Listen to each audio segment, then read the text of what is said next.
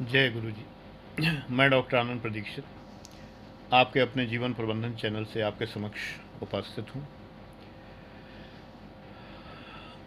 परम आदरणीय श्री अटल बिहारी वाजपेयी जी हमारे बीच नहीं रहे। मैं उनके विषय में अधिक नहीं जानता। श्रद्धा सुमन अर्पित करता हूँ। बस कुछ यादें हैं उनके नाम और उनके भाषणों की।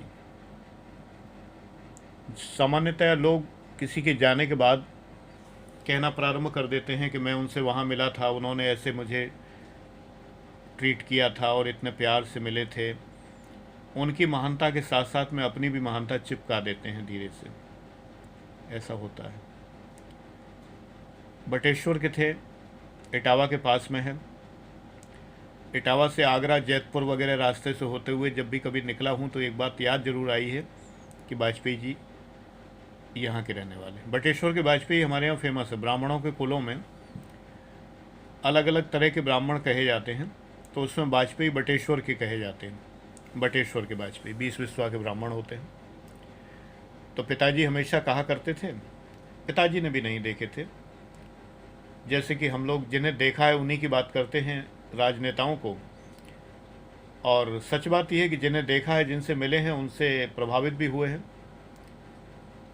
नेता अखबार में कुछ और होता है, आजकल न्यूज़ चैनल मीडिया पे कुछ और होता है, व्यक्तिगत जीवन में कुछ और होता है।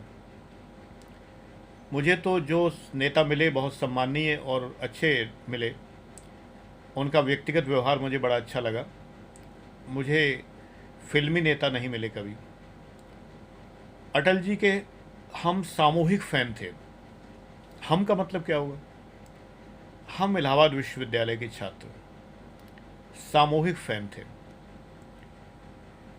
हमारे यहाँ स्टेडियम में शाखा लगती थी और हम सब छात्र जब सुबह कभी क्लास होते थे, स्पेशल क्लास कभी होते थे सुबह, वैसे तो नॉर्मली 9-10 बजे क्लास होते थे केमिस्ट्री डिपार्टमेंट में, पीछे ही स्टेडियम है। मैथमेटिक्स डिपार्टमेंट के सामने वाले एरिया में शाखा लगा करती थी, म्योर सेंट्रल कॉलेज में। मेरा केमिस्ट्री डिपार्टमेंट था, मैंने वहीं से डिफिल किया है। तो हम सब लोग रुक जाते थे देखने के लिए। राजनीतिक कोई भी लड़का लड़की नहीं था, लेकिन सब लोग, वो डिसिप्लिन बड़ा अच्छा लगता था। हाफ पैंट पहन के डंडे लिए हुए खटाखट ताल वाद्य जैसे, और उस डिसिप्लिन को हम लोग बहुत लाइक करते थे। हम में से कोई शाखा नहीं जाता था। एक लड़का सिद्धार्थ था, वो शाखा जाया करता था और अपने एरिया में कहीं, बस उसी का नाम मुझे पता था, बाकी तो कोई शाखा नहीं जाता था। तो आरएसएस एक डिसिप्लिन पार्टी के रूप में हम लोगों के लिए एक आदर्श पार्टी हुआ करती थी। कांग्रेस को हम लोग बहुत प्यार करते थे, ऐसा नहीं कि कांग्रेस को नहीं करते थे।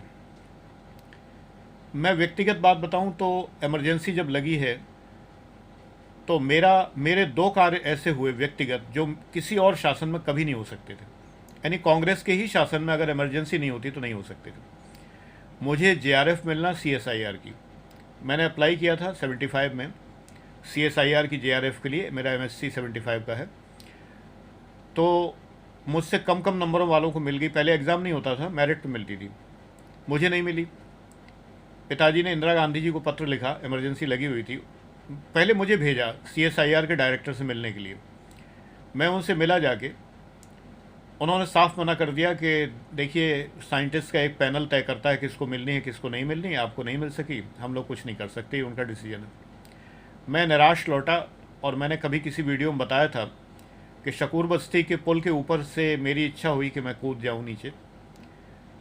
मेरे मामा के लड़के ने, जो छोटा था मुझसे काफ़ी, उसने शायद भांप लिया, तो उसने कहा भैया चलो चलो जल्दी चलते हैं, घर पहुँचें। वहाँ मेरे मामा जी शकूर बस्ती में रहते थे। तो उस क्षण में वो क्षण टल गया जब मेरे मन में ये थॉट आया था कि अब जीवन से कोई फ़ायदा नहीं है। फिर घर लौटा तो पिताजी ने कहा निराश नहीं होते। मेरे डॉक्टर भरत सिंह जो थे, जो मेरे गाइड थे, रिसर्च गाइड थे, उन्होंने मुझे बहुत हौसला बनाया। उन्होंने कहा कि यूजीसी दिलवाएंगे, चिंता क्यों कर रहे हो, कुछ तो होगा। मैंने कहा अगर ये नहीं मिला तो मैं पढ़ नहीं पाऊँगा, मेरी आर्थिक स्थिति नहीं है। खैर, पिताजी ने एक पत्र लिखा इंदिरा जी को और उसमें उन सब लड़के लड़कियों के नंबर लिखे। उन लड़के लड़कियों ने भी मुझे सहायता दी वरना अपने नंबर कोई क्यों बताता। उन्होंने बताया कि मेरे इतने इतने नंबर है। मैं 4 फर्स्ट क्लास था, सबके नंबर मुझसे कम थे चारों में, यानी कि high school, inter, BSc, MSc सब में उनके नंबर मुझसे कम थे। फिर भी उन लोगों को मिल गई थी सीएसआईआर, मुझे नहीं मिली थी। इमरजेंसी का तात्कालिक प्रभाव 14 फरवरी, तब वैलेंटाइन नहीं होता था, 14 फरवरी को मुझे सीएसआईआर फेलोशिप का लेटर आया। That was my first victory कि जो लिखा पढ़ी के द्वारा मैंने प्राप्त की थी। मैंने इमरजेंसी को धन्यवाद दिया। लेकिन इमरजेंसी से मुझे बहुत बड़ा कष्ट हुआ। मेरे बड़े प्रिय प्रोफेसर कृष्ण बहादुर, उनकी पत्नी मैडम रंगनायकी, कृष्णा जी, रज्जू भैया, मुरली मनोहर जोशी, जो हम लोगों के बहुत ही प्रिय प्राध्यापक थे, जो हमें पढ़ाते थे। नरेंद्र सिंह और मुझे नहीं पढ़ाते थे, आर्ट्स फैकल्टी में थे, इंग्लिश के थे शायद। बहुत सारे लोग जेल चले गए और वहाँ उन पर अत्याचार हुए बहुत ज़्यादा। हम लोग बहुत व्यथित थे। इलाहाबाद विश्वविद्यालय के छात्र डॉक्टर बालकृष्णा जब हेड ऑफ द डिपार्टमेंट थे उस समय, पहले तिवारी जी थे, नाम इनिशियल भूल गया मैं, आर डी तिवारी शायद। तो प्रोफेसर बालकृष्णा अक्सर जो है ये चर्चा किया करते थे कि हमारे साथी प्रोफेसर जो हैं इस समय जेल में हैं, और हम लोग थोड़ी थोड़ी राजनीति समझने लगे थे कि क्या होती है, वरना तो केमिस्ट्री में डूबे रहने वाले प्राणी। अटल जी की कविताएं और अटल जी के भाषण हम लोग सुना करते थे रिकॉर्ड पर। ये तो इमरजेंसी के पहले से सुन रहे थे। ओजस्वी भाषण, व्यक्तित्व ओजस्वी। बड़ा सा एक होर्डिंग लगा रहता था परमानेंटली नेत्राम चौराहे पर, ऊपर लाउड स्पीकर 4 दिशा में चारों पट्टी की ओर मुंह किए लगे होते थे, और एक दुकान थी उस पर जो है रिकॉर्ड प्लेयर था, वहाँ पर उनका रिकॉर्ड बजाया जाता था जिसमें उनका भाषण था। हम लोग चौराहे पर, इतनी भीड़ हो जाती जैसे दशहरा हो रहा हो।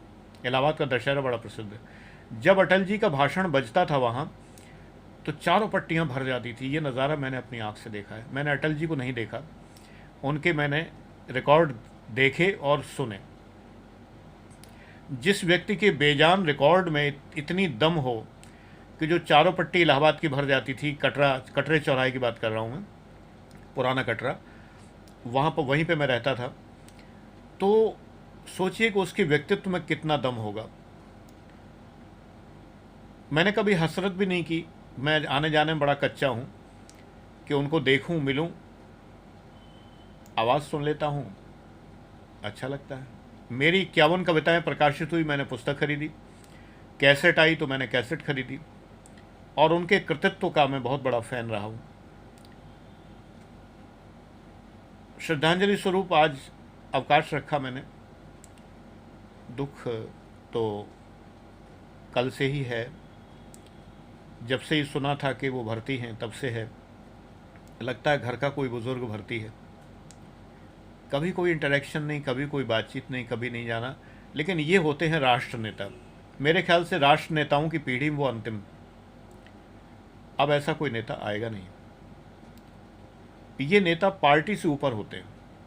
हम किसी पार्टी को नहीं भी पसंद करते हो तब भी ये इन नेताओं को हम पसंद करते हैं। जैसे हमारे बचपन में चाचा नेहरू हुआ करते थे, सारे बच्चे उनको लाइक करते थे। प्रभात फेरियां निकलती थी तो नेहरू जी के हम लोगों ने झंडे उठाए हैं, उनके नारे लगाए हैं, सारी बातें हैं। उनकी मृत्यु मेरे कक्षा 5 के एग्जामिनेशन के दिन हुई थी, इसलिए मुझे 27 मई 64 याद है। उसी दिन मेरी परीक्षा ख़त्म हुई थी, 5वीं क्लास की स्कॉलरशिप का एग्जामिनेशन था, वो ख़त्म हुआ था।